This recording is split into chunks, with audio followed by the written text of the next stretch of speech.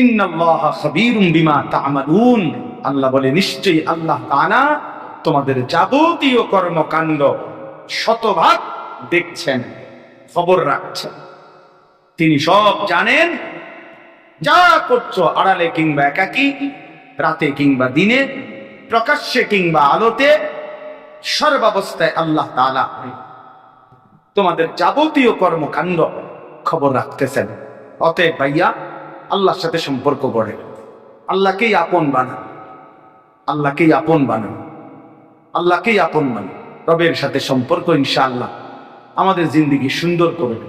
প্রিয় ভাই নওজোয়ান, আমি অনুরোধ করছি দোস্ত, সবাই মিলে ইনশাআল্লাহ আল্লাহর দিকে ফিরে আসো ভাইয়া।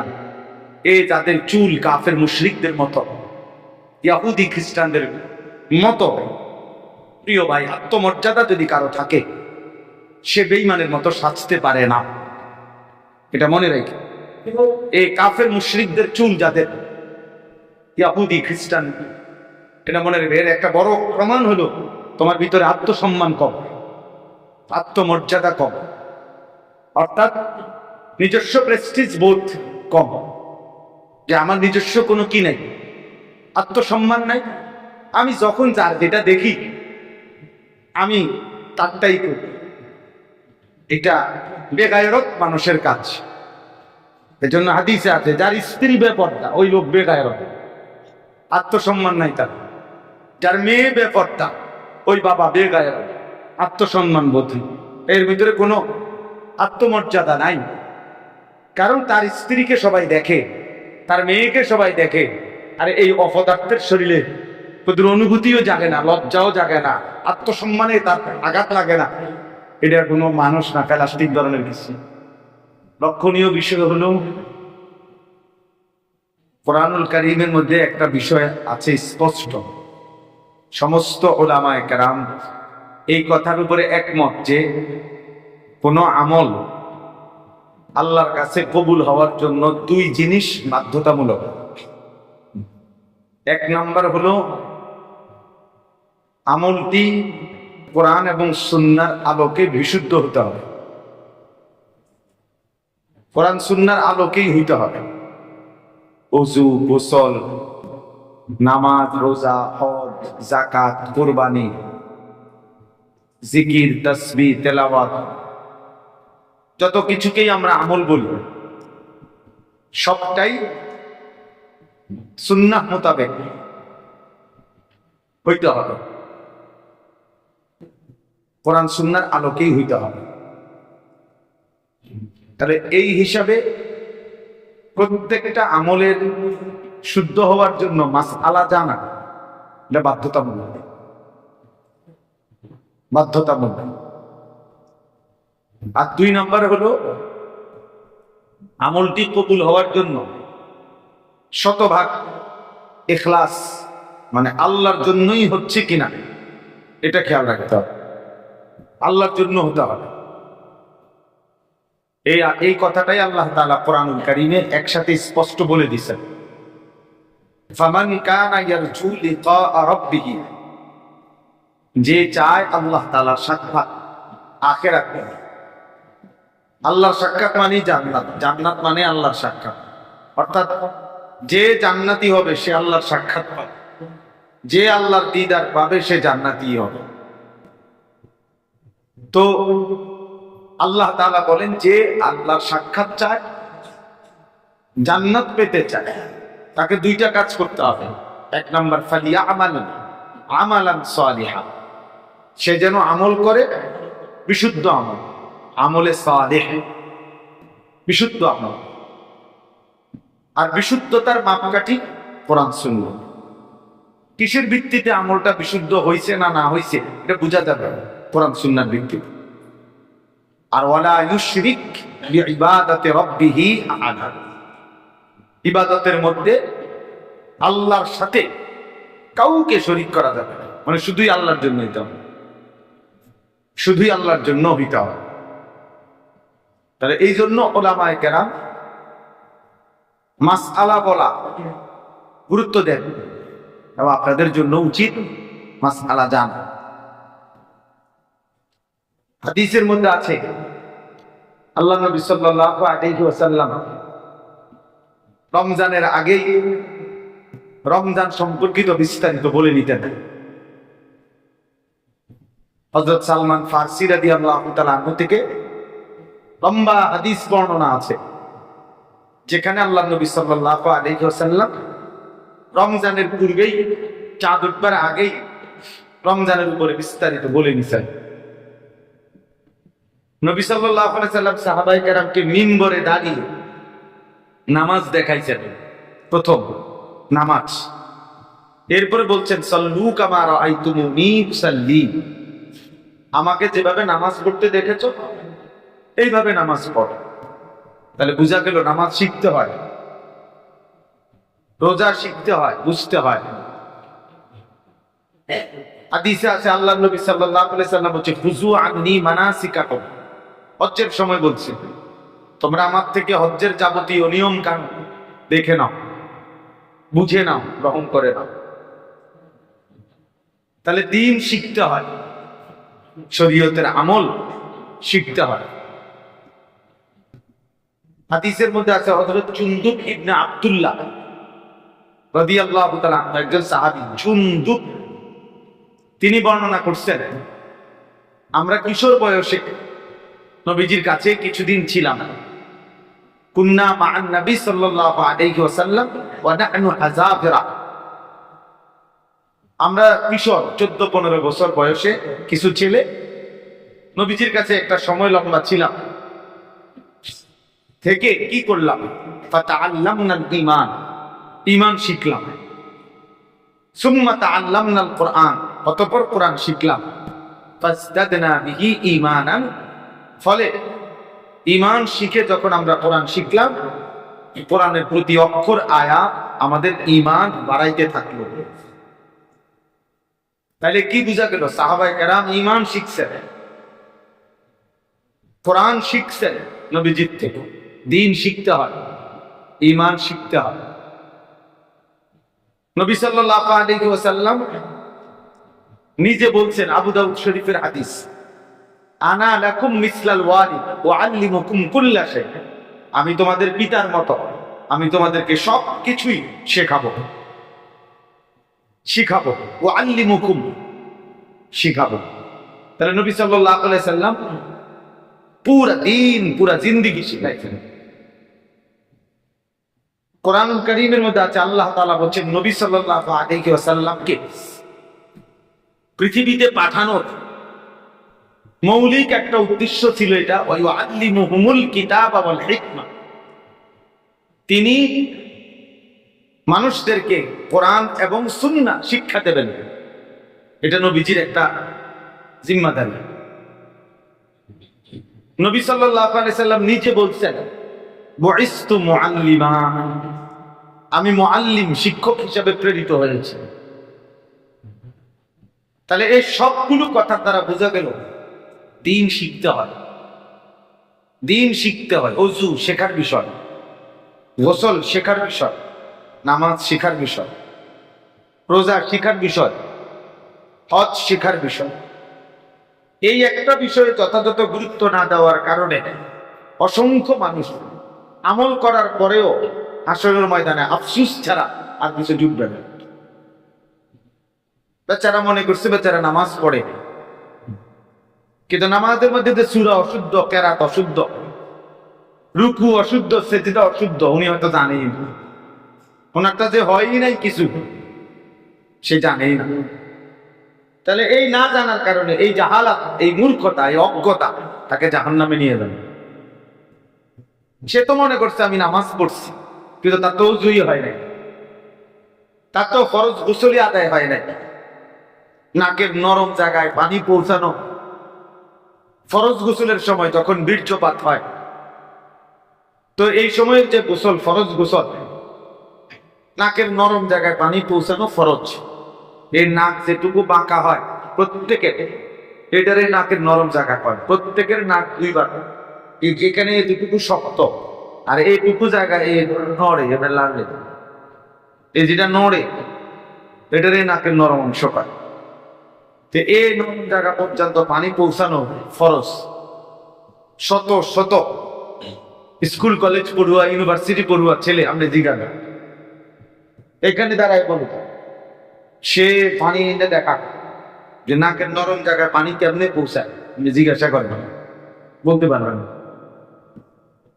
হাজারো লাখো জেনারেল শিক্ষিত মানুষ সাধারণ মানুষ বলতে পারবে না। দুধ দিয়ে লাইলেই হয় না, পানি ভিজাইয়া সাবান ডইলে লাইলেই হয় না। ফরজ গোসল ভিন্ন জিনিস। তাইলে যার নাকের নরম জায়গায় পানি পৌঁছাইলই না, তাহলে তো তার তো ফরজ আদায় হয় নাই, তার তো পবিত্র হয় নাই। এই বেটা যদি কাবা শরীফের ছাদে উঠতেও যদি নামাজ পড়ে বা কাবা শরীফ ঘুরলেও যদি ভিতরে নামাজ পড়ে, তার নামাজ হবে না। 200 বছরও যদি নামাজ পড়ে নামাজ হবে না। হবে না তো হবেই না, বলে কিছু হইব না, কিছু হইতে হবে, কিচ্ছুই হবে না। তাইলে বলেন লা তুকবালু সালাতুন বিগাইরি তুহুরিন, তিরমিজি শরীফের প্রথম হাদিস এটা। কোন নামাজ সালাতুন নাকেরা মানে কোন নামাজই আল্লাহ রাসূল সাল্লাল্লাহু আলাইহি ওয়াসাল্লাম বলছে পবিত্রতা ব্যতীত কবুল হয় না। এই জন্য দিন শিখতে হয়। স্কুল কলেজের পড়ুয়া ছেলেরা ভাই তোমরাও বুঝতে শিখো। এটা তোমার মন মতো মসজিদে আইসো, মসজিদ থেকে বের হয়ে গেছো, মানুষে না দেখছে তুমি নামাজ পড়ছো, শুক্রবারে দেখছে তুমি ঢুকছো আর বের হইছো, মানুষের সাথে উঠানামা করছো। কিন্তু শুধু উঠানামা করা, শুধু রুকু দেওয়া, শুধু সেজদা দেওয়ার নাম তো নামাজ না। নামাজ তো একটা ইবাদত, আর এর শুরু আছে শেষ আছে, এর নির্ধারিত নিয়ম কানুন আছে। আল্লাহ নবী সাল্লাল্লাহু আলাইহি সাল্লাম হাদিসে আছে এমনও গেছে সাহাবীকে 3 বার নামাজ পড়াইছে, 3 বার পড়াইয়া বলছে হয় নাই হয় নাই হয় নাই। চতুর্থবারে নিজে দাঁড়াইয়া 2 রাকাত নামাজ দেখাইয়া দিছে ওনার। তাই সাহাবীকে যেখানে ঠিক করে দিছে বলছে তোমার নামাজ হয় নাই, আপনি কেনা আপনি আমি কি খামখেয়ালি, আমাদের মধ্যে খামখেয়ালি। রোজা, নামাজ, হজ, কোরবানি খামখেয়ালি। ওই যে বললো হুজুর, আমরাও বলি এটা। একটা ফ্যামিলির মধ্যে তারা 5 জন, 4 জন ছেলে, 1 জন বাবা, সবাই কামাই রোজগারি করে। ওমা মিল্লা বাপের নামে কোরবানি দেয়। কয় দিছে তো হুজুর, আমরা ঘরে কোরবানি দিছে। আরে না, আপনার ঘরে গোশত কেনার ব্যবস্থা হয়েছে, কোরবানি হয় নাই। কোরবানি তো আরো 3 জনের বাকি আছে। কি কোরবানি হয়েছে আপনার? কোরবানি তো হবে যত জনের উপরে কোরবানি ওয়াজিব, প্রত্যেকেরটা হিসাব করে যখন কোরবানি দিবে তখনই না কোরবানি আদায় হবে। এখন তো শুধু পুরো ফ্যামিলির জন্য গোশতের কি হয়েছে ব্যবস্থা হয়েছে, একজনের নামে দিলেই তো হইলো, গোশত না খাওন। মাকসাদ তো হইলো কি, হ্যাঁ এটা নাইলে এটা কোনো কথা হইলো যে একজনের নামে দিলেই তো হইলো। হুজুর দিছে তো একজনের নাম, তার মানে ওনার কলিজার ভিতরে আছে যে গোশত না খাওয়া মাকসাদ, একজনের নামে দিলেই তো হইলো। তো কোরবানি আর এমনি গোশত বরাবর হুকুম। কথা বলেন না কেন? সারা বছরের রক্ত কোরবানি আর জবাই, পশু জবাই, হালাল প্রাণী আর কোরবানির দিনের জবাই সমান। তো আল্লাহ নবী সাল্লাল্লাহু আলাইহি ওয়াসাল্লাম বলেন ওয়া ইন্নাদ দামা লা ইয়াকাউ মিনাল্লাহি বিমাকানিন ক্বাবলা আন ইয়াকা মিনাল আরদ। কোরবানির দিন কোরবানির প্রাণী যখন জবাই হয়, তো জবাইয়ের পরে রক্তের ফোঁটা জমিনে পড়বার আগেই 7 আসমানের উপরে আরশে আজিমে সেই কোরবানি আল্লাহর কাছে পৌঁছে যায়। তাহলে কল্পনা করে দেখেন, একটা গরুর গলা, ছাগলের গলা আর মাটিটা ব্যবধান 1 বিগত, 4 আঙ্গুল অথবা 1 বিগতের বেশি কি হবে না? মাটি আর গলায় কি অনেক তফাৎ? তাহলে একটা প্রাণীকে যখন জবাই করে, সোয়াইয়া জবাই করে, তখন যে রক্ত জমিনে পড়ে, এই রক্ত মাটিতে পড়তে কয় ঘন্টা লাগে? কথা বলেন না, কয়েক সেকেন্ড লাগে, 2-4 সেকেন্ড। তো 2-4 সেকেন্ডে জমিনে পৌঁছবার আগেই, তারও আগে আরশে আজিমে পৌঁছে। এখন এটা কি পরিমাণ দামি! ফাতিবু বিহা নাফসান। এই জন্য আল্লাহ নবী সাল্লাল্লাহু আলাইহি ওয়াসাল্লাম বলছে, অতএব খুশি খুশি দিলে কোরবানি করো, খুশি খুশি দিলে। এটা ঝামেলা মনে করো না, এটা না পাইতে মান সম্মান রক্ষার্থে, বাড়ির আশেপাশের মানুষ কি বলবে, এই সমস্ত ফাইজলামি করে না, আল্লাহর জন্য করো, খুশি খুশি দিলে করো। তাইলে আমাদের দেশে উপার্জন করে দেখবেন, বলবে যে আরে হেতে তো বিয়েই করছে না, হেতের আবার কি কোরবানি, কোরবানির সাথে বিয়ের কি, তোর বিয়ে তুই করলে করছো, না করলে এটা তোর ব্যাপার বেটা, কোরবানির সাথে বিয়ের কি। কথা বুঝছেন না? রোজগার করে, বিদেশ করে, এখনো বিয়ে করছে না, তুমি বিয়ে করছো না, এটা তোমার ব্যাপার। বিদেশ থেকে টাকা পাঠাইছে বাপের নামে, মার নামে, তো 30,000 40,000 টাকা বাবা মার নামে কোরবানি হয়েছে, ভালো কথা, বাবা মার নামে কোরবানি আদায় হবে, তোমার সোয়াব হবে, বাপ মারে যে তুমি দিছো, কিন্তু তোমার উপরে যে কোরবানি ওয়াজিব সেটা করবে। 1 লক্ষ টাকা তো তোমার কাছেই জমা আছে আলাদা ব্যাংকে, তো তোমার আল্লাহ নবী সাল্লাল্লাহু আলাইহি ওয়াসাল্লাম বলেছেন, মান ওয়াজাদা সাআতান বিআন ইউদাহিয়া ওয়া লাম ইউদাহি ফালা ইয়াকরাবান্না মুসাল্লানা। যার সামর্থ্য ছিল শরীয়ত মোতাবেক কোরবানির, মানে শরীয়ত যেভাবে নিয়ম করছে ওই আলোকে তার উপরে কোরবানি ওয়াজিব ছিল, কিন্তু সে কোরবানি করে নাই, আল্লাহর কসম নবীজি বলছে ওই নাফরমান যেন ঈদের নামাজে ঈদগাহে অথবা নামাজে যেন না আসে, ফালা ইয়াকরাবান্না। আল্লাহ বলেন, নবীজি বলেন, সে যেন কাছেও না আসে ঈদগাহ। যা তুই ঘরে শুইয়া থাক, রান্দা হইলে গোস্ত খাবি, তোর আবার কি এর নামাজ, তোমার যেহেতু টাকারই মায়া বেশি, তুমি আর ঈদের নামাজ পড়ে কিনবা, তুমি বইয়া থাকো, গোস্ত রান্দা হইলে তোমার মায় উঠাইবে, যাবা উড়ো, রান্দা হয়েছে এখন খাও। নবীজি নিষেধ করতে, সে যেন মুসল্লায় না আসে, নামাজের জায়গায় না আসে, সে যেন নামাজ পড়তে না আসে। কি পরিমাণ ধমক! আল্লাহ নবী সাল্লাল্লাহু আলাইহি সাল্লাম বলছে, যার উপরে হজ ফরজ ছিল কিন্তু হজ করলো না, তো নবীজি বলছে, আমি জানি না এই অবস্থায় যদি মৃত্যু হয়, আমি জানি না এটা কি ইহুদি মরলো নাকি খ্রিস্টান মরলো, তবে এটা বুঝছে নবীজি এ কথা বুঝাইছেন, এ কথার দ্বারা স্পষ্ট এটা যে মুসলমানের মরণ যে হয় নাই এটা নিশ্চিত, কারণ নবীজি এ কথা বলে নাই যে আমি জানি না সে কি মুসলমান মরলো না ইহুদি মরলো না খ্রিস্টান মরলো, এই 3টা অপশন হইলে মুসলমান ছিল ভাববার কোন সুযোগ ছিল, কিন্তু নবীজি এ কথা বলে নাই, বলছে আমি জানি না এটা কি ইহুদি মরলো না খ্রিস্টান মরলো, বাকি মুসলমান যে মরে নাই মুসলমান হিসাবে এটা নিশ্চিত। বলে কি লক্ষ লক্ষ সাধারণ, দেখতে মনে হয় সাধারণ মানুষ, তার উপরে 10,000 বার, 10 বার না 100 বার হজ ফরজ। আপনি জানেন না হজ ফরজ হয়ে আছে বহু আগে, ওটা ফাইজলামি করে, মাস্কারি করে, 900 করে, মনে করে আমরা বুঝি না। 3 ছেলে বিদেশ পাঠাইছে, 3-12-30 লাখ টাকার ব্যবস্থা হয়েছে, বাড়ি করছে, বিল্ডিং করছে, জমি কিনছে, সবকিছুর ব্যবস্থা হয়, মাগার আল্লাহর ঘরে যাওয়ার জন্য 6 লাখ টাকা 5 লাখ টাকা কোনদিন ব্যবস্থা হয়। ওইটা বললেই 900 কথা, মনে কোনো কিচ্ছু বোঝে না, বোঝেন এমন একটা বাপ নেই, বোঝেন এটা বেউকুব আমি, আপনি যে কিচ্ছু বোঝেন না, আপনি ফুট বিদেশ পাঠালেন কেমনে? হ্যাঁ, আপনি না বলে কিচ্ছু বোঝেন না, আপনি যে বলে কিচ্ছু বোঝেন না, আপনি বিল্ডিং করলেন কেমনে? আপনি যেহেতু কিছুই বোঝেন না, আপনি শুধু সিরানা খাইবেন, আপনি ভাত খান কেন?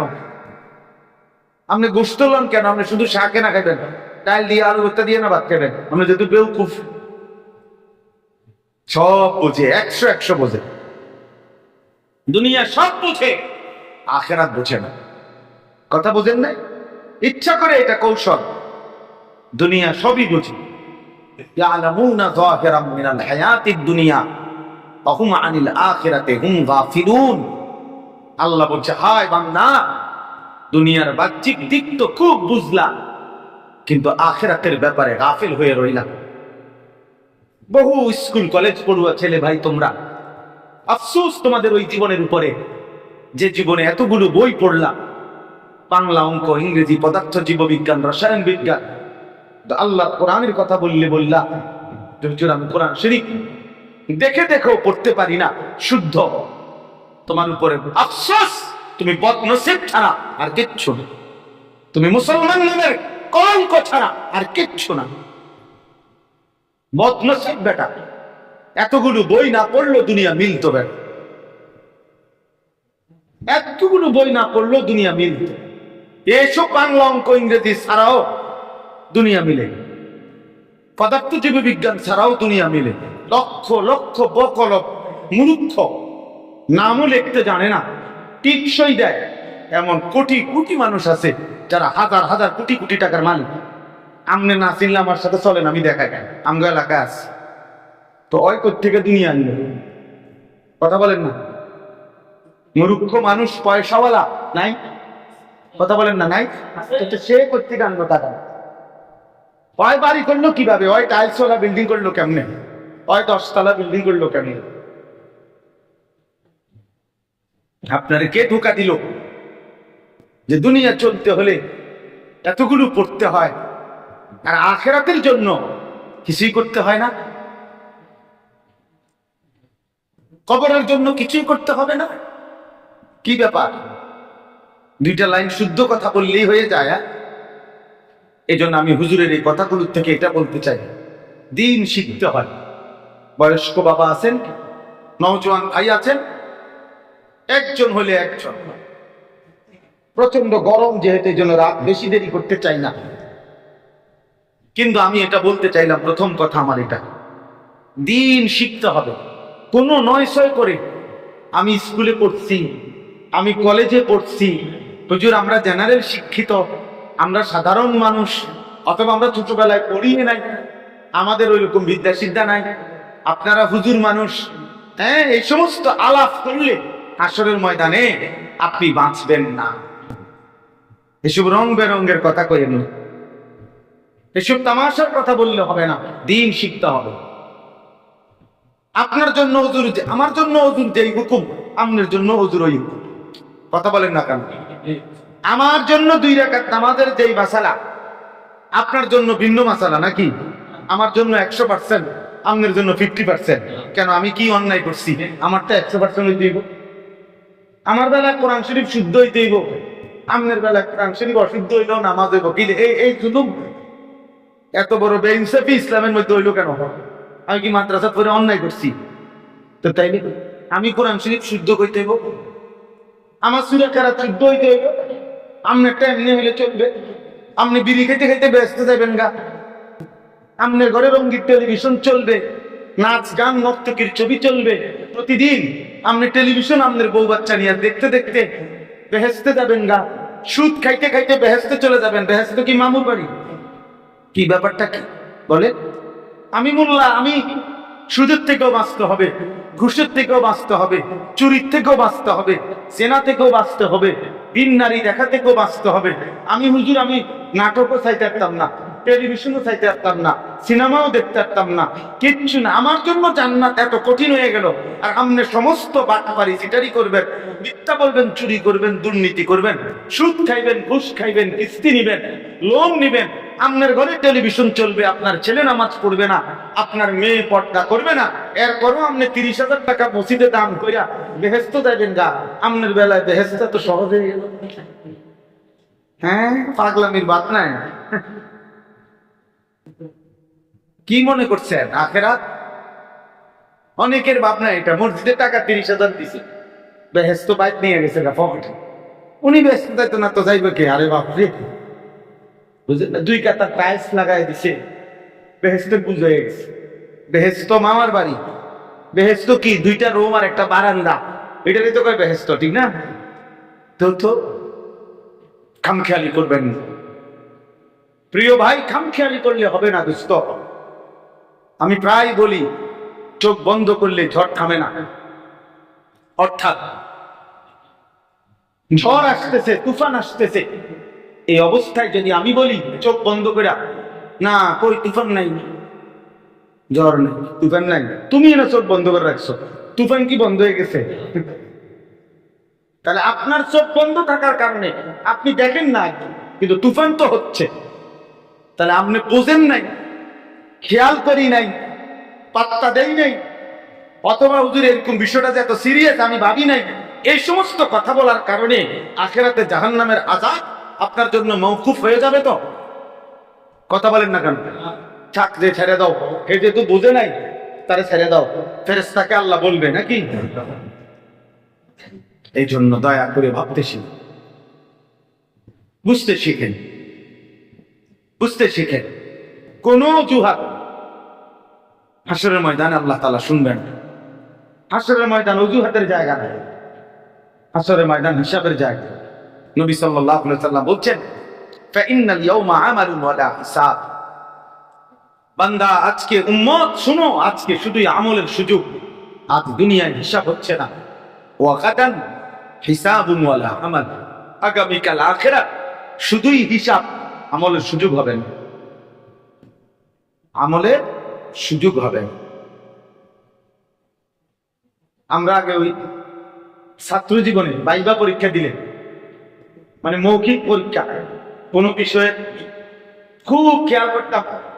আমার আগে একজন মৌখিক পরীক্ষা দিয়েছে, এটা জিগাইয়া বাইরে হইছে, অর্থাৎ তারা জিগাইতে কি কইছে, কি দোস্ত কি জিগাইছে, হ্যাঁ, তো তাৎক্ষণিক এটা সে বললে একবার দেখে নিতাম, তো এটা আমার জিগা। এইভাবে মোটামুটি আগের 8, 10, 15 জনের টি জিগাইলেই মোটামুটি একটা বুঝ হয়ে যাইতো যে হুজুর আজকে কি জিগাইতে আছে। তাহলে এরপরে গিয়ে উত্তর দেওয়া যায়। তো সেটা তো দুনিয়া, আখিরাতে সেই সুযোগ হবে। কোরআনুল কারীমের মধ্যে আছে, হাসরের ময়দানে ফেরেশতা বলবে আল্লাহর পক্ষ থেকে, ওয়ায়ুদাউনা ইলা সুজুদ ফালা ইস্তাতিউন। আল্লাহ ফেরেশতা বলবে, না ফরমান, তোমার এতগুলো সেজদা ছুটে গেছে, আজ হাসরের ময়দানে এদিকে আসো, সেজদা দাও। খোদার কসম আল্লাহ বলে, নাফরমান বান্দা চেষ্টা করবে, ফালা ইস্তাতিউন, কিন্তু বেনামাজি একটা সেজদাও দিতে পারবে না। খাশিয়াতান আবসারুহুম তারহাকুহুম যিল্লাহ। রব্বুল আলামিন বলেন, লজ্জায় তখন চোখ নিয়ে ফেলবে, লজ্জায় তখন মাথা নুয়ে ফেলবে, চেহারা নামিয়ে ফেলবে। তারহাকুহুম যিল্লাহ, লাঞ্ছনার অপমান বেইজ্জতি তাকে ঘিরে ধরবে, অর্থাৎ সে কেবল তখন লজ্জিতই হবে। ওয়ায়ুদাউনা ইলা সুজুদি ফালা ইস্তাতিউন, ফেরেশতা বলবে না ফরমান সিজদা দাও, কিন্তু সে পারবে না। কোরআনুল কারীমের মধ্যে আছে, নাফরমান ফেরেশতাকে বলবে, ওয়ানা দাউ ইয়া মালিকু লিয়াকদি আলাইনা রাব্বুক ক্বালা ইন্নাকুম মাকিসুন।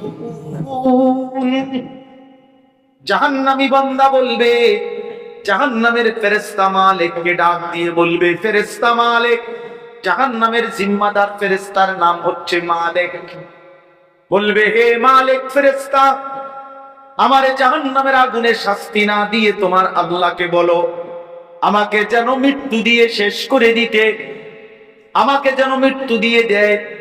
ক্বালা ইন্নাকুম মাকিসুন, ফেরেশতা চিৎকার করে বলবে, বেঈমান, আর কোনদিন মৃত্যু হবে না, এই অবস্থায় তোমাকে আযাবে পড়ে থাকতে হবে। আম আবরামু আমরান ফাইন্না মুবরিমুন। আল্লাহ বলবেন, কোরআনে আল্লাহ বলেন, নাফরমান বান্দা, তোমারে আমি কেমনে শাস্তি দেব আমি ঠিক করে রেখেছি, তুমি আমি আল্লাহর হাত থেকে কেমনে বাঁচবা তুমি ঠিক করো। হ্যাঁ, তোমারে কেমনে ফিটমু আমি ঠিক করেছি, তুমি আমি আল্লাহর হাত থেকে কেমনে বাঁচবা ঠিক করো। আলাম তাকুন আয়াতি তুতলা আলাইকুম ফাকুনতুম বিহা তুকাদ্দিবুন। আল্লাহ বলবেন জাহান্নামী চিৎকার করবে, আর আল্লাহ বলবেন বান্দা বলো না আমি আল্লাহর আয়াত, আমার কোরআন, আমার বিধান আমি তো তোমার কাছে শুনিয়েছিলাম। কত ইমাম, কত আলেম, কত হুজুর, কত বুজুর্গ, কত বক্তা, কত ওয়াইজ বারবার বারবার তোমারে আমার আয়াত শুনিয়েছিল। ফাকুনতুম বিহা তুকাদ্দিবুন, তুমি বারবার সে কথাগুলোকে মিথ্যা মনে করেছিলে, তুমি পাত্তা দাও নাই। তুমি মনে করছো মিথ্যাতেই শান্তি, নারীতেই তৃপ্তি, উলঙ্গ ছবিতেই তৃপ্তি, মোবাইলের নাচ গান আর নর্তকীর দৃশ্যের মধ্যেই সুখ। তুমি ভেবেছো হারামের মধ্যেই তৃপ্তি, তুমি ভেবেছো সুদের টাকাতেই তৃপ্তি, ঘুষের টাকাতেই তৃপ্তি। তুমি মনে করেছো রাস্তার ওই নর্তকী ভিন নারী তার মাঝেই সুখ। তুমি তো আল্লাহর কথাকে প্রত্যাখ্যান করেছিলে। ক্বালু রাব্বানা গালাবাত আলাইনা শিকওয়াতুনা ওয়া কুননা কওমান দাল্লিন। জাহান্নামী তখন আবার বলবে রব্বুল আলামিন আমি বড় মন্দ কপাল, আমার কপাল বড় মন্দ, আমার নসিব বড় মন্দ, আমার ভাগ্য বড় মন্দ মাওলা।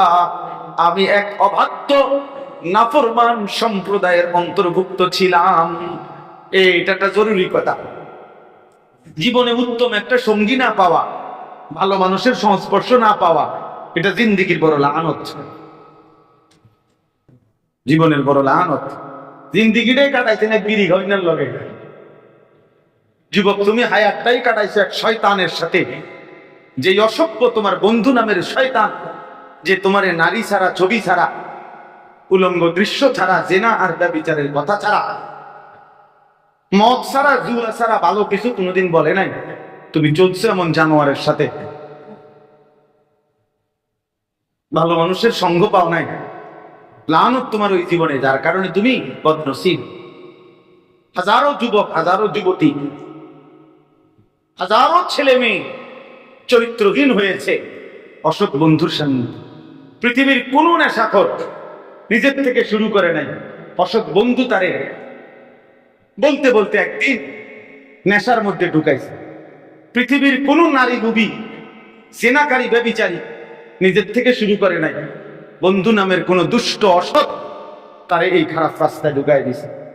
একটা বিড়ি খাওয়া ব্যাটল, একের বুড়া মানুষ, আমি কসম করলাম একজন বুড়া মানুষের আপনি জিগা যে বিড়ি খায়, ওনারে জিজ্ঞাসা করেন আপনি প্রথম বিড়ি খানাটা কেমনে শুরু করছেন, উনিও বলবে এটা যে আমি হুজুর খাইতাম না এক সময়, আমার লগে 2-3 জন ছিল, তারা সবসময় বলতো। বলতে বলতে একদিন 1 টান 2 টান দিতে দিতে অভ্যাস হয়ে গেছে।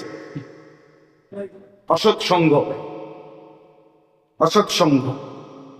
এই জন্য বাপ, আমি আপনাদের কাছে বলি আমার কথা, দিন শিখেন, দিন শিখ, আল্লাহকে নিয়ে থাকেন, আখিরাতকে নিয়ে থাকেন, পরকালকে নিয়ে থাকেন।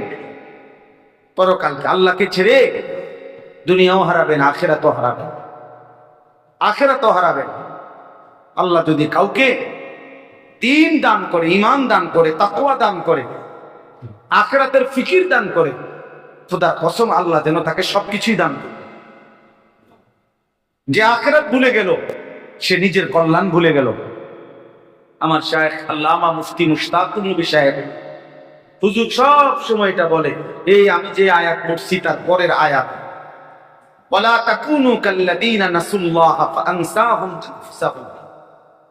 আল্লাহ নিজে বলছে, হে আমার ঈমানদার বান্দা, আমার বান্দা তুমি আমাকে এই পরিমাণ ভুলে যেও না। যদি লম্বা সময় আমারে ভুলে যাও, একদিন আমি আল্লাহ তোমার আখিরাত, তোমার নিজের কল্যাণ, তোমার আত্মপরিচয়, তোমার নিজের কর্তব্য, তোমার কল্যাণ আমি ভুলাই দেব। তুমি আর কোনোদিন বুঝবাই না কিসে তোমার কল্যাণ। ফাআনসাহুম আনফুসাহুম ফাআনসাহুম মাসালিহাহুম, তার মাসলাহাত, তার কল্যাণ কিসে এটা সে বুঝবে না, ভুলাই দেব, আখিরাত ভুলাই দেব। সেজদাতে যে তোমার কল্যাণ আমি এটা ভুলাইয়া দেব, আল্লাহর গোলামিতে যে তোমার কল্যাণ আমি এটা ভুলাইয়া দেব, হালালের মধ্যে যে তোমার কল্যাণ এটা আমি তোমারে ভুলাইয়া দেব, আল্লাহর ডাকার মধ্যে যে তোমার কল্যাণ এটা আমি তোমারে ভুলাইয়া দেব। তখন কি হবে? তখন গুনার গুনাহ, গুনার গুনাহ, নাফরমানি আর নাফরমানি করতে করতে নুয়াল্লিহি মা তাওয়াল্লা ওয়া নুসলিহি জাহান্নাম, এ ধাক্কা দিতে দিতে নাফরমানির পথে চলতে চলতে আমি আল্লাহ একদিন তোমাকে ধাক্কা দিয়ে জাহান্নামে ফেলে দেব। যা নাফরমান। নাই তো চিন্তা করেন, আমি প্রতিদিন একবার হলো এই কথাটা বলি। আমার জীবনে পৃথিবীতে, এই পৃথিবীতে আমার কাছে সবচেয়ে আশ্চর্যকর বস্তু কি লাগে? আমার জীবনে আমি সবচেয়ে আশ্চর্য মনে করি পৃথিবীতে কি, যে মুসলমানের বাচ্চা, মুসলমানের পুরুষ নারী, মুসলমান পরিচয়ধারী ছেলে মেয়ে, নারী পুরুষ, খোদার 365 দিনের এক বছর, একদিন দুই দিন না, 365 দিন এক বছর টানা কোনদিন ফজরের নামাজ পড়ে না। এত বড় জানোয়ার মুসলমানের বাচ্চা কেমনে হয়? আমার এইটাই পৃথিবীতে সবচেয়ে আশ্চর্য। আমার জীবনের বেশি আশ্চর্য লাগে এটা, যে এইটা, এই জানোয়ার কেমনে মানুষের বাচ্চা হলো, মুসলমানের বাচ্চা হলো কেমনে? এটা কিভাবে সম্ভব? একটা বছর কোনদিন এই নাফরমান মুসলমানের ঘরে জন্ম নিয়ে এই হাইওয়ান, এই চতুষ্পদ জন্তুটা, মানুষ নামের এই জানোয়ার কোনদিন ফজরের নামাজ পড়বে না? তোমার কি ওইটা কিভাবে সম্ভব? আমি এটা বুঝি না। আমি অনেক দিন ভাবছি যে এটা কেমনে সম্ভব, একদিন দুই দিন তিন দিন এভাবে বুঝি। একটা মুসলমান 14 বছর 16 বছর 20 বছর 30 বছর ছেলে মেয়ে নারী পুরুষ, এই ডাকাইতে বুঝি কোনোদিন ফজরের নামাজ পড়তো না। আরে তুই কি মুসলমান?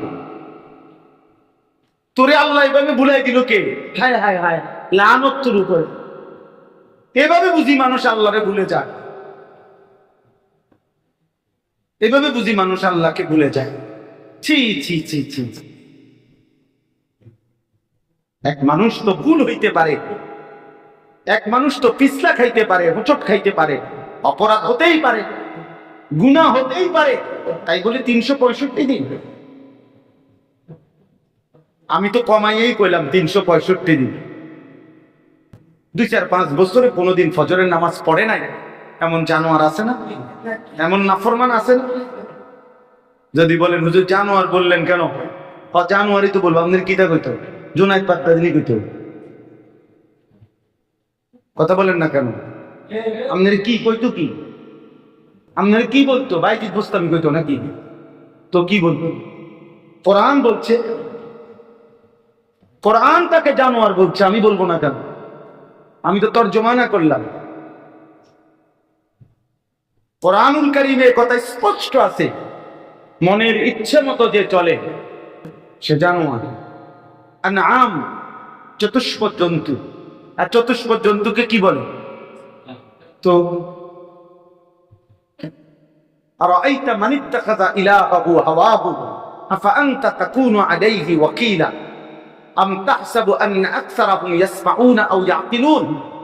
আল্লাহ বলছে ইনহুম ইল্লা কাল আনআম। এই মনের ইচ্ছা মতো যে চলে, আল্লাহ বলে দুনিয়াবাসী যদিও মনে করে সে কিছু শুনে বা বোঝে, খোদার কসম আল্লাহ বলে সে কিছু শুনেও না, সে কিছু বোঝেও না। তাহলে সে কি? আল্লাহ বলে সে আর কিছুই নয়, শুধুই জানোয়ার।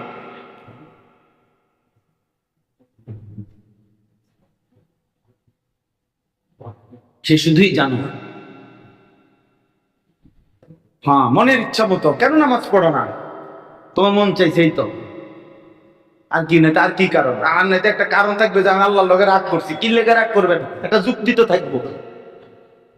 কোন যুক্তি আসেনি কোন বেনামাজের আল্লাহর সাথে রাগ করার ন্যূনতম কোন যুক্তি আসেনি যে না উনি সবাই আমার চোখের সামনে সব লোকরে উনি খানা খাওয়ায়, আমার আজকে 1 মাস ধরে উপাস ফালায় রাখছে, আমি কি লেগে ওনার সেজদা করতাম?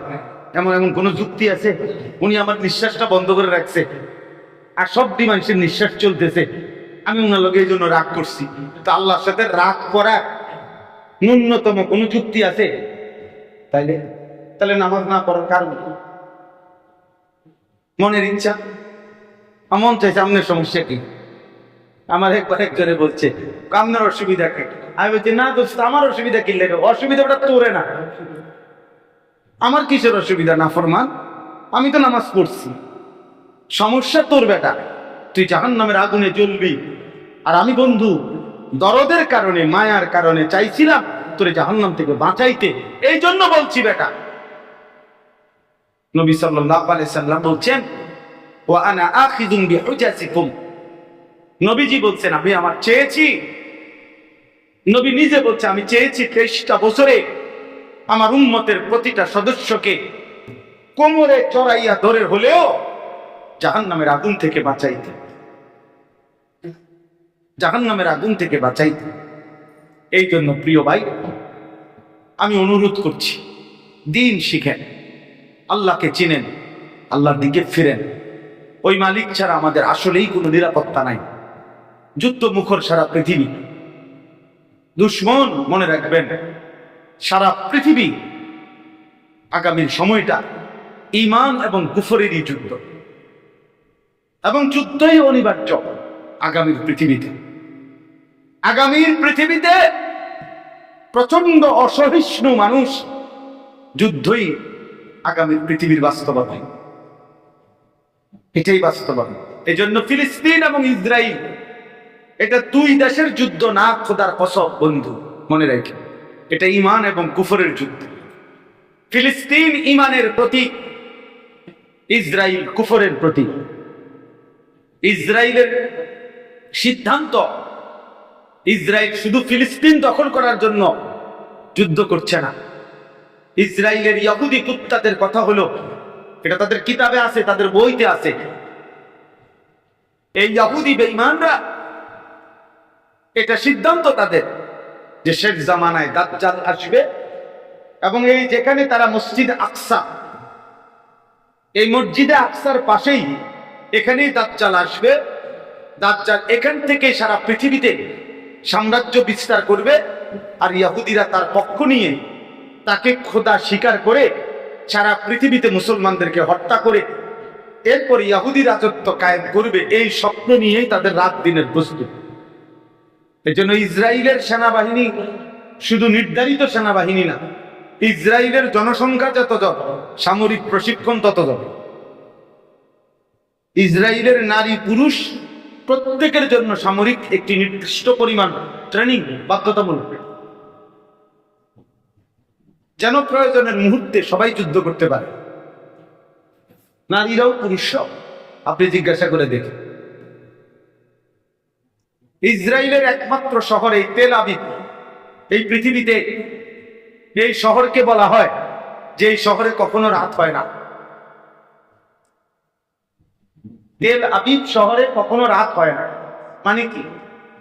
মানে হলো দিবারাত্রির 24 ঘন্টা ওই শহরে, এই ইসরায়েলের এখানে তেল আবিব যেটা তাদের মেন রাজধানী, এখানে 24 ঘন্টাই হাজারো শত শত প্রতিষ্ঠান, সারা পৃথিবীর আন্তর্জাতিক মাল্টিন্যাশনাল কোম্পানি সহ এমন অসংখ্য কোম্পানি যাদের 24 ঘন্টাতেই বাই রোটেশন, অফিস চলতেছে, কাজ চলতেছে, গবেষণা চলতেছে, সারা পৃথিবী নিয়ে পরিকল্পনা চলতেছে। এজন্য ওইখানে একটা সময় কখনোই এমন হয় না যে রাত্র 12টার থেকে 4টা, মনে করেন এই টাইম আপাতত আর কোনো অফিস খোলা নাই, কোনো কাজ নাই, সমস্ত কর্মচাঞ্চল্য বন্ধ হয়ে গেছে, এমন তাদের ওইখানে সিস্টেম নাই। তেল আবিব এই জন্য বলে আর কি যে এটা এমন একটা শহর যে শহরে কখনো কি হয় না, রাত হয় না, মানে সারাক্ষণই কি চলে, কাজ চলে,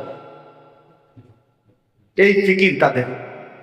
এই জন্য আগামীর সময় যুবক ঈমান আর কুফরের যুদ্ধ, মাহদী এবং দাজ্জালের যুদ্ধ, দাজ্জালের যুদ্ধ। এই পাকিস্তান আর এই ইন্ডিয়া, এই যুদ্ধ ঈমান আর কুফরের যুদ্ধ।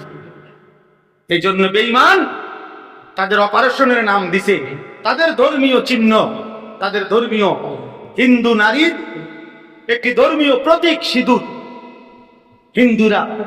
হিন্দু নারীরা সিঁদুর ব্যবহার করে, এটা তাদের ধর্মীয়, তাদের হিন্দু, এটা বুঝায়। এই জন্য এই অপারেশনের নাম দিছে অপারেশন সিঁদুর।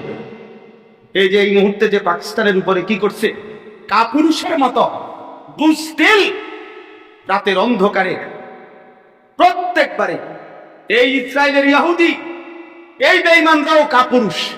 এজন্য সামরিক হামাসের মুজাহিদদের সাথে কুলাইতে পারে না, এজন্য নিরীহ নিরস্ত্র নারী পুরুষ শিশুদের উপরে আক্রমণ করে। আর এই কাপুরুষরাও সেম রাতের অন্ধকারে আক্রমণ করছে, রাতের অন্ধকারে, এবং মুসলিম নারী শিশু তাদেরকে হত্যা করা শুরু করছে। কিন্তু আলহামদুলিল্লাহ ইমানদার পাল্টা আক্রমণ করে ভারতীয় সেনার গায়ে আঘাত করছে, বুঝাইছে যে মুসলমান এখনো মরে যায় নাই। পাকিস্তান আর ফিলিস্তিন এক ভাবলে হবে না, ওদেরকে তো কৌশল করে যুদ্ধ প্রশিক্ষণ, সামরিক সৈন্যবাহিনী সব কিছু কৌশল করে তাদের থেকে কি করে দিছে, সরায় দিছে ফিলিস্তিন থেকে, কিছুই করতে দেয় নাই। এই জন্য দোস্ত, ইনশাআল্লাহ এই যুদ্ধেও মুমিনের বিজয় হবে ইনশাআল্লাহ। কাশ্মীর বিজয় হবেই, আরাকান বিজয় হবেই, ফিলিস্তিন বিজয় হবে ইনশাআল্লাহ। আগামীতে সারা পৃথিবীব্যাপী ঈমান এবং কুফরের যুদ্ধ হবে, এবং যুদ্ধ শুরু হয়ে গেছে।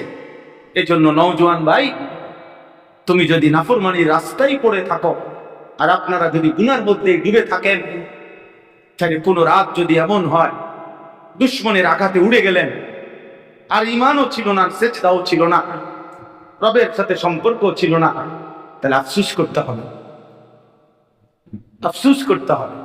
কমপক্ষে এতটুকু যদি হয় যে আল্লাহকে সেজদা করি, ঈমান মজবুত রাখি, আল্লাহর জন্য জিহাদ ফি সাবিলিল্লাহ, কিতাল ফি সাবিলিল্লাহ, আল্লাহর জন্য যুদ্ধ করতে রাজি থাকি, তো যদি সুযোগও না পাই, আর দুশমন যদি জানও নিয়ে নেয়, উড়াইয়াও দেয়, তারপরেও ফায়ুকতাল আও ইয়াগলিব ফাসাউফা নুকতিহি আজরান আযীমা। আল্লাহ বলছে, আমার রাস্তায় যে যুদ্ধ করবে, আমি আল্লাহ ওয়াদা দিলাম, মরেও আর জীবিত থাকুক, উভয় অবস্থাতেই আমি সর্বোত্তম বিনিময় জান্নাত দিয়ে দেব। এই জন্য যে কয়জন নওজোয়ান ভাই আছো, প্রিয় ভাই, মোবাইল টিপা বন্ধ করো, নারী দেখা বন্ধ করো, ছবি দেখা বন্ধ করো।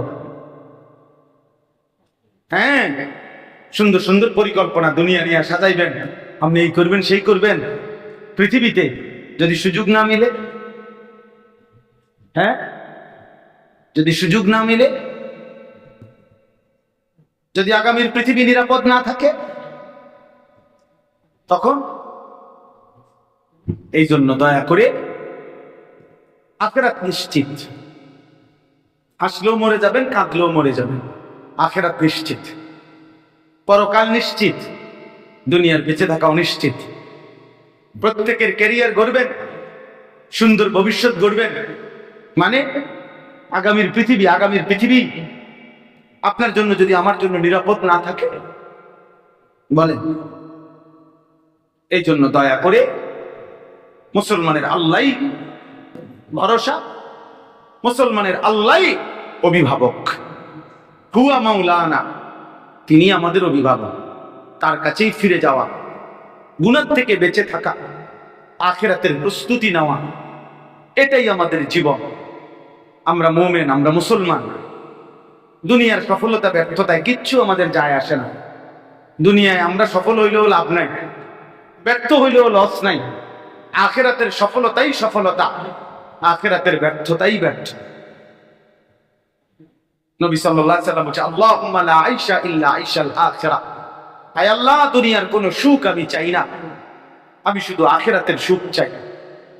নবীজি একদিন হযরত ওমরকে বলছে, ওমর, চোখের পানি ফেলো না, নাফরমান আর বেঈমান দুনিয়া নেক, আমরা আখিরাত নেব। আন তাকুনা লানাল আখিরাহ ওয়া লাহুমুদ দুনিয়া, আমাদের জন্য আখিরাত হবে আর তাদের জন্য দুনিয়া হবে, ঘাবড়াইও না। হযরত ওমর তখন চোখের পানি মুছে বলছেন, আল্লাহি ইন্নী লারাযিন ইয়া রাসূলুল্লাহ, আয় রাসূল, ইয়া রাসূলুল্লাহ, আল্লাহ কসম, আমি এতেই রাজি, আমি আখিরাত থেকে নেব, ওরা দুনিয়া থেকে নেব। এই জন্য বেঈমান দুনিয়া থেকে নেয়, আমরা আখিরাত থেকে নেব, আমরা হাসরের ময়দান থেকে নিতে হবে। বন্ধু, আমরা মুসলমান, আগামীতে এই যুদ্ধ আরো বাড়বে, চারিদিকে দুশ্মন, বেঈমান, কাফের, মুশরিক জোটবদ্ধ। অনেক দিন হয়েছে মুসলমানদের উপরে ধারাবাহিক নির্দিষ্ট অঞ্চলে আক্রমণ করতেছে, কাশ্মীর, ফিলিস্তিন, আরাকান। একদিন দেখবেন এই যুদ্ধ সারা পৃথিবীব্যাপী হবে। আর সেদিন ইনশাআল্লাহ এটাই শেষ পর্যন্ত রবের ফয়সালা যে জিতবেই মুসলমান, হারবেই বেঈমান ইনশাআল্লাহ, ইনশাআল্লাহ। এজন্য ঈমানের উপরে থাকলে, আমলের উপরে থাকলে, সেজদার উপরে থাকলে, আর আল্লাহর কাছে আমরা যদি দোয়া করি যে আল্লাহ আমরা অপেক্ষায় আছি মাহদির জন্য, আপনি মাহদির দলভুক্ত আমাদেরকে করবেন, আপনার দ্বীনের জন্য আমাদেরকে কবুল করবেন। এই জন্য যুবক ভাই, আগামীর ইসলাম তোমার অপেক্ষায়, আগামীর পৃথিবীতে কালেমার পতাকা ইনশাআল্লাহ তোমরাই উড়াবা ইনশাআল্লাহ। আমরা বিশ্বাস করি আলহামদুলিল্লাহ প্রতিদিন মুসলিম যুবক আল্লাহর দিকে ফিরছে।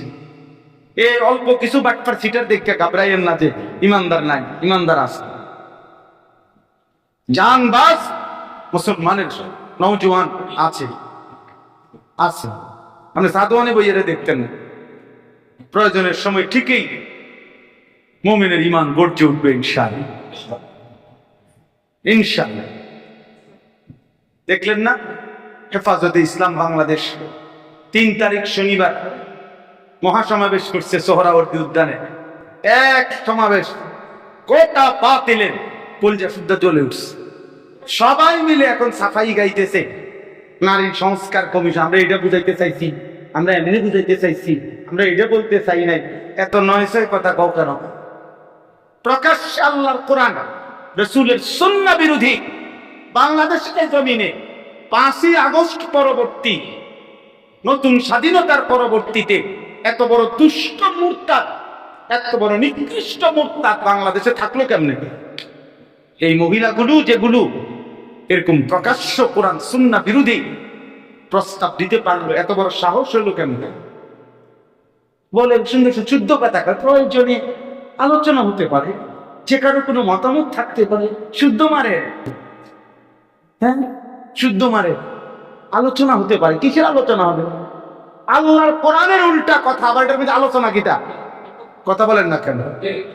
আল্লাহর কোরআনের কথা বুঝি আমি আপনার যুক্তি দিয়ে বুঝাইতে হইবে? কোরআন তো কোরআন, এখানে আবার যুক্তির কি দরকার? বলেন না কেন? কিসের আলোচনা হবে আবার? আল্লাহর কোরআন বিরোধী কোন আইন বাংলাদেশে বাস্তবায়ন হতে দেওয়া হবে না ইনশাআল্লাহ। আল্লাহ তাআলা আমাদেরকে তৌফিক দেন। এই শেষ কথা, এই আয়াতের তরজমা শুনেন। এই আয়াতে আল্লাহ কি বলছেন? ইয়া আইয়ুহাল্লাযীনা আমানুত্তাকুল্লাহ, হে ঈমানদারগণ, ইত্তাকুল্লাহ, সর্বাবস্থায় আল্লাহকে ভয় করো। আর আল্লাহকে ভয় করার এক অর্থ, প্রথম অর্থ গুনাহ ছাড়ো, দ্বিতীয় অর্থ বন্দেগী করো, হুকুম পালন করো। এই দুইটা মিললে কয় তাকওয়া। এই দুইটা মিললেই বলে আল্লাহর ভয়। কারোর মধ্যে আল্লাহর ভয় আছে এ কথার প্রমাণ কি? যে গুনাহ করে না তাকে আল্লাহর ভয় আছে বলা যায়। যে ইবাদতে অভ্যস্ত, এটাই আল্লাহর ভয়। আপনি মুখে মুখস্থ বললেন আমি আল্লাহকে ভয় করি, হবে না। তাহলে আল্লাহর ভয় তাকওয়া মানে গুনাহ ছেড়ে দেওয়া, আমলে অভ্যস্ত হওয়া। তারকুল মুনকারাত, ফি'লুল খায়রাত, সব গুনাহ ছেড়ে দেওয়া, সব হুকুম পালন করা। আল্লাহ বলেন ওয়াল তানজুর নাফসুম মা কাদ্দামাত লিগাদ। এই দেখেন আল্লাহ বলে প্রত্যেকে আলাদা আলাদা। নাফসুন মানে প্রত্যেকে, প্রতিটা প্রাণ, প্রতিটা আত্মা। বাপ পুত আলাদা আলাদা, স্বামী স্ত্রী আলাদা আলাদা, ভাই বোন আলাদা আলাদা, প্রত্যেকে আলাদা আলাদা নিজের জন্য খেয়াল করো, হিসাব করো। মা কাদ্দামাত লিগাদ, আগামীকাল কিয়ামতের জন্য আজকের দুনিয়া থেকে কি পাঠিয়েছে আল্লাহ। প্রত্যেকেই খেয়াল রাখে। আমার আব্বা আমার দিকে খেয়াল রাখবে না, হতে পারে তোমার বাবা তোমার দিকে খেয়াল রাখে নাই, তবুও তোমাকে তোমার নিজের খেয়াল রাখতে হবে। কথা বুঝেন নাই? হতে পারে আমার বাবা শিরিক করছে, কুফর করছে, তাই বলে আমাকে পৃথকভাবে হলেও বাঁচতে। প্রত্যেকেই আলাদা খেয়াল করো, আগামীকাল আখিরাতের জন্য তুমি কি পাঠিয়েছ। কারণ নবীজি বলছেন, একটু আগেই বলছেন, আজকের দুনিয়ায় আমলের সময়, আগামীকাল আখিরাত হিসাবের সময়। এখন কি আমল, ওইখানে কি হিসাব। দুনিয়াকে বলে দারুল ইমতিহান, পরীক্ষার ঘর। আখিরাতকে বলে দারুল জাযা, ফলাফলের ঘর।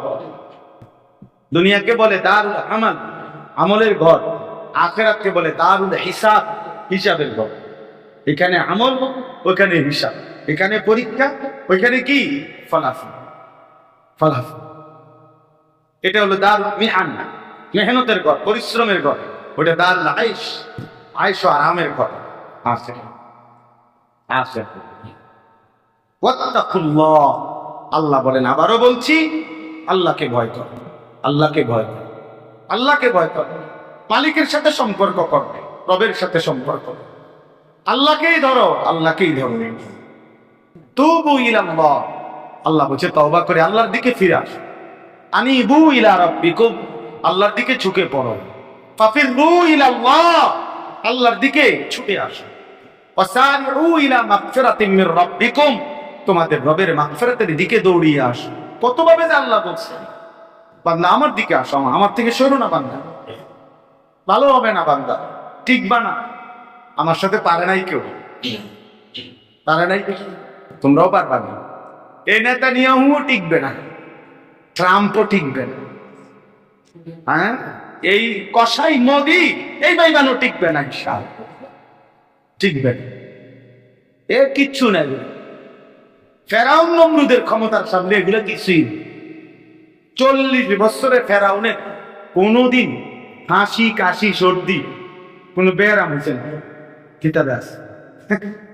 40 বছরে একটা ফেরাউন একটা কাজ দিছে না, কাশি দিছে না, কোনোদিন একটু সর্দি হয়েছে না, ঠান্ডা লাগছে না। এমন ডাকাইতা ছিল, এমন শক্ত হারামিস ছিল, এমন বেঈমানরে আল্লাহ সোজা করে লাগছে। তো এই সমস্ত নেতানিয়াহু আর মোদি, ট্রাম্প, এগুলো কোনো বিষয় নাকি? হ্যাঁ, কোন জালেমের ধ্বংস কোন দিন, সেটা রবের ফায়সালা। এটা আমাদের সিদ্ধান্ত না। আমরা মিটিং করে বলে দিল তো না, আল্লাহ হ্যাঁ তে বেশি বাইরে গেছে, বিশুদ্ধের ভিতরে তারা সমান করে। আজকে আজকে শুক্রবার, আগামী শুক্রবার তারা বাদ দিয়ে না করুন। আর এমন হইলে হবে না।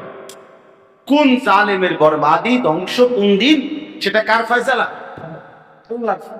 বাকি জালেমের পতন নিশ্চিত। ইতিপূর্বে যেহেতু কোন জালেম টিকে নাই, এই জালেমও টিকবে না ইনশাআল্লাহ। ইনশাআল্লাহ মজলুমের মুখে হাসি ফুটবেই, গাজার মুখে হাসি ফুটবেই, ফিলিস্তিন একদিন হাসবেই ইনশাআল্লাহ। ইনশাআল্লাহ দেখেন,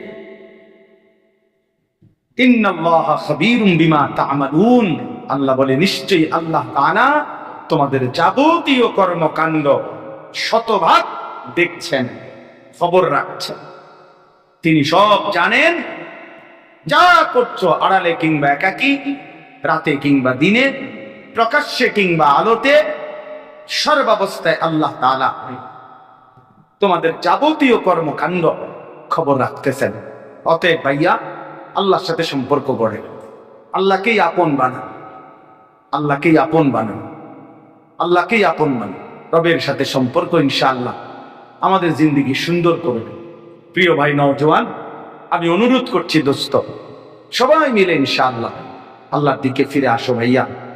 এই যাদের চুল কাফের মুশরিকদের মতো, ইহুদি খ্রিস্টানদের মতো, প্রিয় ভাই, আত্মমর্যাদা যদি কারো থাকে, সে বেঈমানের মতো সাজতে পারে না, এটা মনে রেখে।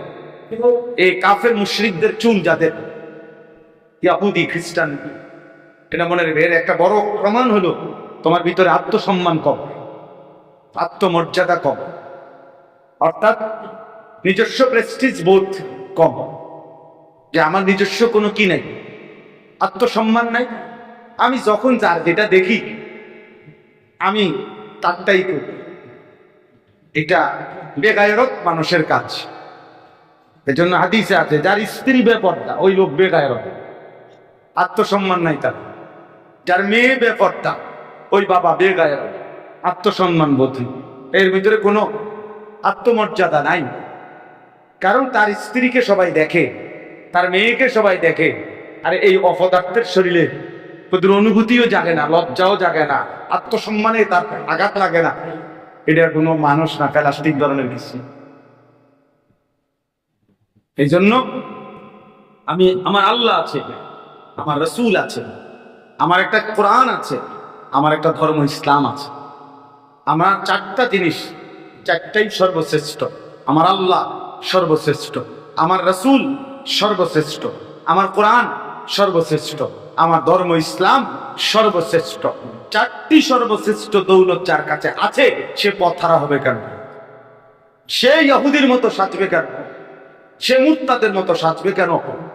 সে ফুটবল ক্রিকেটের খেলোয়াড়ের মতো সাজবে কেন? সে সিনেমার নর্তকীর মতো সাজবে কেন? কিসের অভাবে?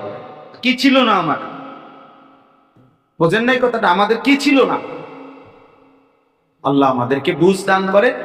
আজকের এই মোবারক মজলিস আল্লাহ কবুল করেন, আমাদের জীবন পরিবর্তনের মাধ্যম হিসাবে আল্লাহ তাআলা কবুল করেন। আমিন। সুবহানাল্লাহি ওয়া বিহামদিহি, সুবহানাকাল্লাহুম্মা বিহামদিকা, আশহাদু আল্লা ইলাহা ইল্লা আনতা।